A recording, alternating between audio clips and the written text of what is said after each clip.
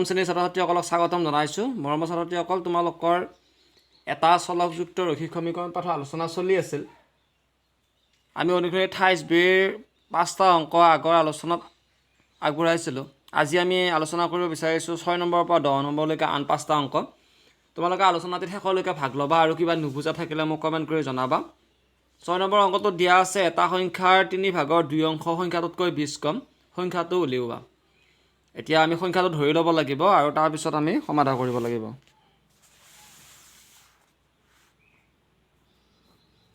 Question number 6 সমাধান।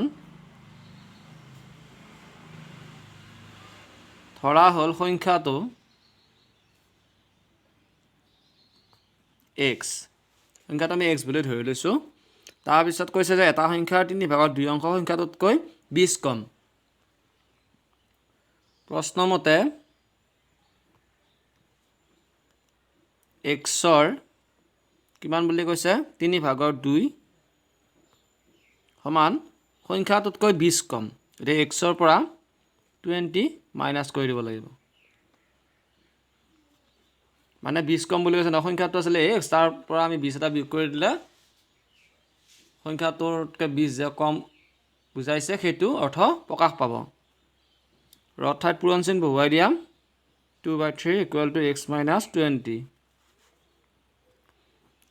2 আৰু x পূৰণ কৰিলে টুৱাইছ x হ'ব, তলত 3 থাকিলে x - 20।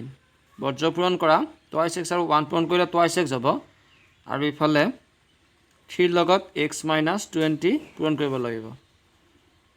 টুৱাইছ x হ'ল, এইখিনি চলুশ্যন কৰা 3 আৰু x পূৰণ কৰিলে 28 x হ'ব, আৰু 3 × 20 = 60। এতিয়া টুৱাইছ x আৰু 28 x যিহেতু একে চলক বিশিষ্ট হৈ আছে, গতিকে আমি 28 x টো ইফালে পক্ষান্ত কৰিম, কৰিলে -28 x হৈ আহিব, আৰু ইফালে থাকিব -60। তিনিটা ধাৰ দুটা জমা এটা ধাৰ x = -60। মাইনাছ মাইনাছ কাটি দিলোঁ, xৰ ভেলু পালোঁ কিমান 60। এতিয়া সংখ্যাটো ওলাল কিমান, এতেকে সংখ্যাটো হ'ব কিমান 60। আমাৰ চলুশ্যন হৈ গ'ল। নিশ্চয় বুজি পাইছা। তাৰপিছত আমি 7 নম্বৰ অংকটো কৰিব বিচাৰিছোঁ। 7 নম্বৰ অংকটো দিয়া আছে এটা সংখ্যাৰ লগত 3 পূৰণ কৰি 5 যোগ দিয়াত 20 পোৱা গ'ল, সংখ্যাটো কি? ইয়াতো আমি সংখ্যাটো ধৰি ল'ব লাগিব। চোৱা কেনেকৈ কৰিম। যেনিবা আমি এটা সংখ্যাটো y বুলি ধৰি ল'লোঁ। সমাধান। ধৰা হ'ল সংখ্যাটো y, আৰু প্ৰশ্নমতে কৈছে যে এটা সংখ্যাৰ লগত 3 পূৰণ কৰি, প্ৰশ্নমতে সংখ্যাটোৰ লগত 3 পূৰণ কৰিব দিছে। 3 পূৰণ কৰি 5 যোগ দিলে কিমান পায় বুলি কৈছে, 20 পোৱা যায় বুলি কৈছে। গতিকে আমি অংকটো এতিয়া চলুশ্যন কৰিম। 3 আৰু y পূৰণ কৰিলে 28y হ'ব। 5টো ইফালে পক্ষান্ত কৰা, কৰিলে 20ৰ পৰা, এইটো প্লাছত আছে নহয়, -5 হৈ যাব। 28y = 20ৰ পৰা 5 গ'লে কিমান হ'ব 15। y ভেলুটো নিৰ্ণয় কৰিব লাগিলে 15ক আমি 3ৰে ডিভাইড কৰিম, কৰিলে 5 বাৰ যাব, অৰ্থাৎ y ভেলু পালোঁ কিমান 5।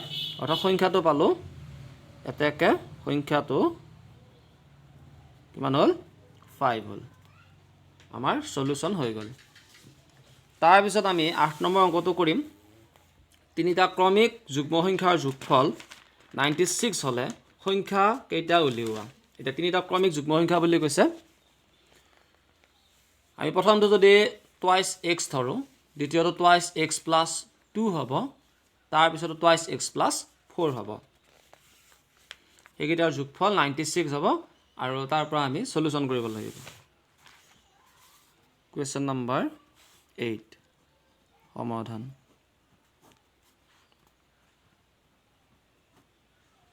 ধৰা হ'ল ক্ৰমিক যুগ্ম সংখ্যা তিনিটা। ক্ৰমিক যুগ্ম সংখ্যা তিনিটা। প্ৰথমটো টুৱাইছ x, তাৰপিছত টুৱাইছ x + 2, টুৱাইছ x + 4। প্ৰশ্নমতে এইখিনি যোগ কৰি দিয়া, twice x + twice x + 2 + twice x + 4, গোটেইখিনি যোগ কৰিলে আমি কিমান পাওঁ 96 পাওঁ।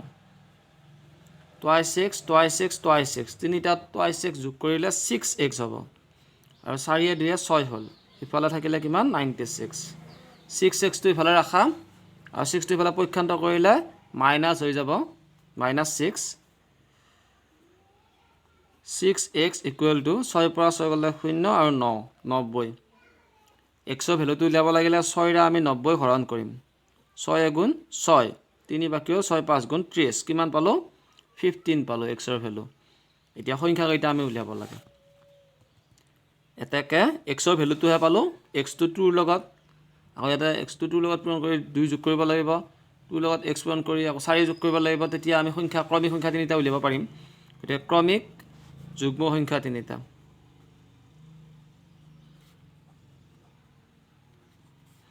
প্ৰথমটো হ'ব টুৱাইছ এক্স অৰ্থাৎ 2 * 15 ইকুৱেল টু 15 দুগুণ 30 হ'ল দ্বিতীয়টো আছে টুৱাইছ এক্স প্লাছ 2 2 পূৰণ x ৰ ঠাইত 15 বহুৱাই দিয়া আৰু 2 যোগ কৰা 15 দুগুণ 30 30 2 32 তাৰপিছত টুৱাইছ এক্স প্লাছ 4 আছে 2 * 15 প্লাছ 4 15 দুগুণ 30 34 সংখ্যা তিনিটা কি পালো 30 32 আৰু 34 আটাইকেইটা যুগ্ম সংখ্যা হৈছে বুজি পাইছা তাৰপিছত এইবাৰ আইছো আমি 9 নম্বৰ কোৱেশ্চনটোলৈকে 9 নম্বৰ কোৱেশ্চনটোত দিয়া আছে এটা সংখ্যা 3 গুণৰ পৰা 6 বিয়োগ কৰিলে 45 হয় সংখ্যাটো কি আমি নিৰ্ণয় কৰিব লাগে আমি সংখ্যাটো ধৰি লম যিকোনো এটা চলৰাশিৰ সহায়ত আমি ধৰি ল'ব পাৰো গতিকে সোৱা অংকটো কেনেকৈ কৰিম কুৱেশ্চন নম্বৰ 9 সমাধান ধৰা হ'ল সংখ্যাটো আমি p বুলি ধৰিলো প্ৰশ্নমতে কি হ'ব এটা সংখ্যা 3 গুণৰ পৰা 3 * p মানে সংখ্যাটোৰ লগত 3 পূৰণ কৰিছো 3 গুণৰ পৰা 6 বিয়োগ কৰিব দিছে 6 মাইনাস কৰিলে আমি কিমান পাম 45 পাম তাৰ পিছত এই দুটা পূৰণ কৰিলে 28p হ'ল 6 টো ইফালে পক্ষান্ত কৰা 45 + 6 প্লাস হৈ যাব 28p ইকুৱেল টু যোগ কৰা 6 5 11 হাতে গ'ল 1 4 1 5 51 p ভ্যালুটো উলিয়াব লাগিলে আমি 51 ক 3 ৰে ডিভাইড কৰিব লাগিব 51 ক ডিভাইড কৰি দিয়া 3 গুণ 3 2 বাকি ৰল 21 3 7 গুণ 21 কিমান পালো 17 p ইকুৱেল টু 17 এটা সংখ্যাটো আমাৰ ওলাই গ'ল এটাকে সংখ্যাটো কিমান হ'ল 17 আমাৰ সলিউশন হৈ গ'ল এটা কোৱেশ্চন নম্বৰ 10 টো সোৱাম অনন্যাৰ হাতত কিছুমান 5 টকীয়া আৰু 2 টকীয়া মুদ্ৰা আছে 2 টকীয়া মুদ্ৰাৰ সংখ্যা 5 টকীয়া মুদ্ৰাৰ সংখ্যাৰ 4 গুণ তেওঁৰ হাতত মুঠতে 117 টকা আছে তেওঁৰ হাতত থকা 5 টকীয়া আৰু 2 টকীয়া মুদ্ৰাৰ সংখ্যা উলিয়াব দিছে এতিয়া সোৱা কেনেকৈ কৰিম আমি অংকটো আমি ধৰি লৈছো কোৱেশ্চন নম্বৰ 10 সমাধান ধৰা হ'ল 5 টকীয়া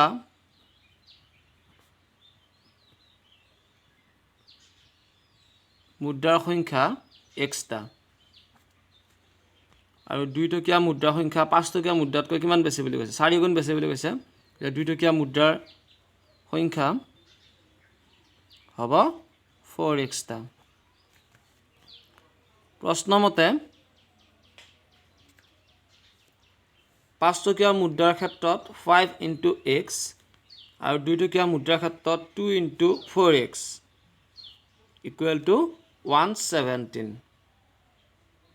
মুঠ যোগ কৰিলে 117 টকা হয় গতিকে 5 আৰু x পূৰণ কৰিলে 5x হ'ব 4 আৰু 2 পূৰণ কৰিলে 8x হ'ল আৰু ইফালে 117 হ'ল 8 5 13 13x ইকুৱেল টু 117 এতিয়া x ৰ ভ্যালুটো উলিয়াব লাগিলে আমি 117 ক 13 ৰে ডিভাইড কৰিব লাগিব 13 গুণ 13 13 দুগুণ 26 13 3 গুণ 39 13 4 গুণ 52 13 5 গুণ 65 13 6 গুণ 78 13 7 গুণ 91 13 8 গুণ 104 13 9 গুণ 117 9 বাৰ যাব গতিকে 9 বাৰ আমি দিব পাৰিম x ইকুৱেল টু 9 হ'ল মানে 5 টকীয়া মুদ্ৰাৰ সংখ্যাটো ওলাই পৰিলে এটাকে 5 টকীয়া মুদ্ৰাৰ সংখ্যা কিমানটা 9টা